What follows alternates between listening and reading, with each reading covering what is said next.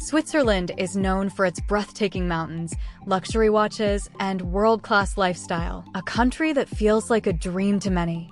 It attracts the wealthy, the travelers, and those searching for perfection.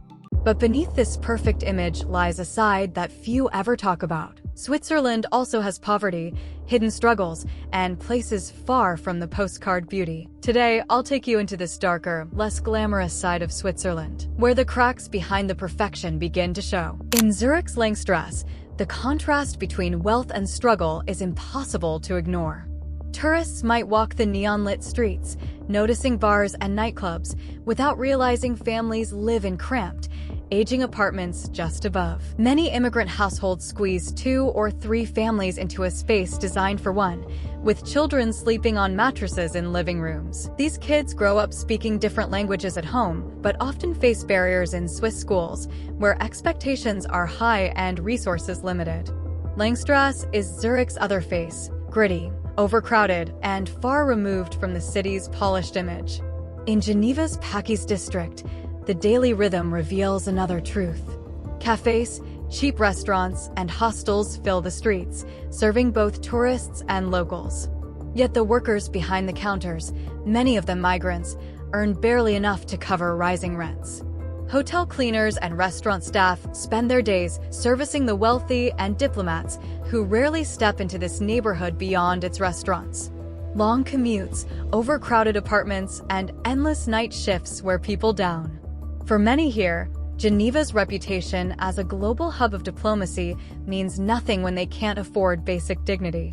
Lausanne's suburb of Renens paints an even starker portrait of hidden hardship. Apartment blocks line the streets, plain concrete structures that outsiders might dismiss as unremarkable.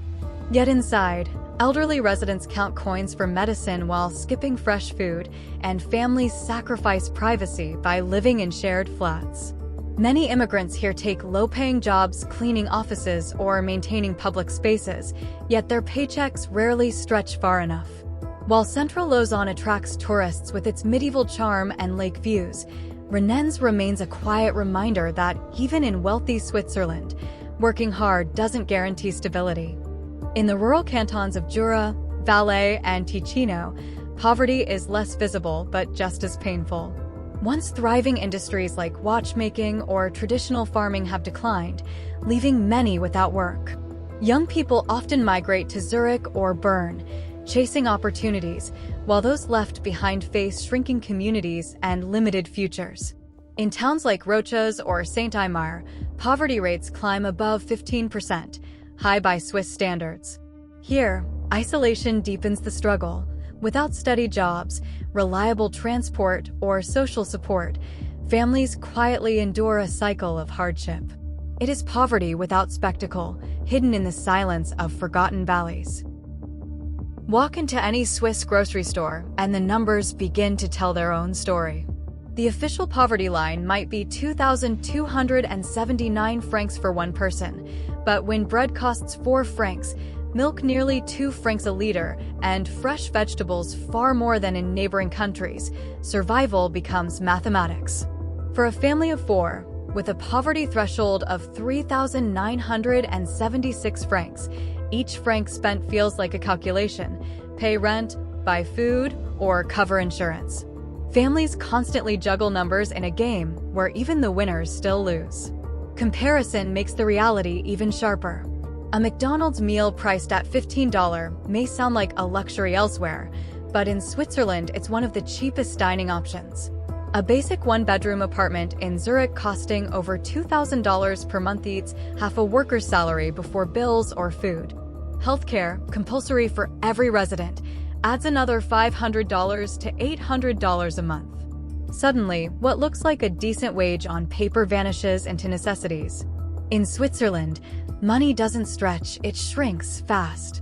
This financial squeeze creates an entire class of people known as the working poor. Official statistics count 145,000, but social workers argue the true figure is higher. These aren't jobless people. They are waiters, cleaners, bus drivers, shop assistants, and part-time caregivers. They wake early, work long hours, and yet can't cover basic costs. The illusion of prosperity hides their struggle because Switzerland exports an image of universal wealth. Behind the postcard-perfect mountains, a quiet labor force is barely holding on. The impact is undeniable. Surveys show 52% of Swiss parents say their income is insufficient or only just enough to scrape by. That's more than half the country's families feeling financial pressure in one of the world's richest nations. When children grow up hearing constant conversations about bills, debts, and sacrifices, poverty becomes generational. The Swiss dream, stability, security, comfort, starts to look more like a mirage. And yet, for most, there is no choice but to keep calculating day after day. In Switzerland, finding a home is less about choice and more about survival. With a nationwide vacancy rate of just 1.08%, competition is fierce. Apartment viewings often look like job fairs, long lines of hopeful renters waiting their turn, application folders in hand, knowing that a single affordable unit might attract over 100 applicants. Families with children, immigrants, and lower-income workers often don't stand a chance. The housing market has become a lottery where the odds are worse than winning big money, and the prize isn't luxury. It's simply having a roof. Take the case of Thomas, a nurse in Zurich. He works long shifts at the hospital, saving lives, yet his own stability is slipping away. For 8 months, he scoured listings, applied dozens of times, and attended more than 50 viewings. Each time, he's met with disappointment as landlords choose wealthier or more secure tenants. Thomas earns a decent salary by Swiss standards, but it doesn't matter. Demand far outstrips supply. His story isn't unique. It's the quiet reality for thousands trapped in Switzerland's housing bottleneck. Even when someone is lucky enough to secure an apartment, the system is stacked against them. Swiss law allows landlords to demand up to 3 months' rent as a deposit. For a modest apartment in Zurich or Geneva, that can mean $6,000 to $8,000 up front, money many working people simply don't have. Add moving costs, agency fees, and insurance, and the dream of independent living quickly evaporates. The system doesn't just make renting difficult, it makes it nearly impossible for those without financial backing from family. The generational impact is devastating. Adults well into their 30s and even 40s often remain at home, not by cultural choice, but because independence is unaffordable.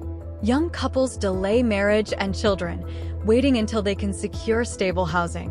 For many, the traditional path to adulthood, leaving home, starting a family, building savings, gets pushed further out of reach. This housing nightmare doesn't just affect wallets, it reshapes lives, postpones milestones, and erodes the sense of security that Switzerland is famous for. Switzerland's healthcare system is admired around the world for its quality, but behind the glossy reputation lies a crushing financial burden. Unlike many countries with tax-funded systems, every Swiss resident is required to purchase private health insurance. Premiums aren't optional, they're the law. Over the past 20 years, these premiums have skyrocketed by 300%, while wages crept up just 40%. For many households, insurance costs rival or even exceed rent. What's praised as efficiency from the outside feels like punishment on the inside, where families must choose between health and financial survival. The Weber family illustrates this reality perfectly.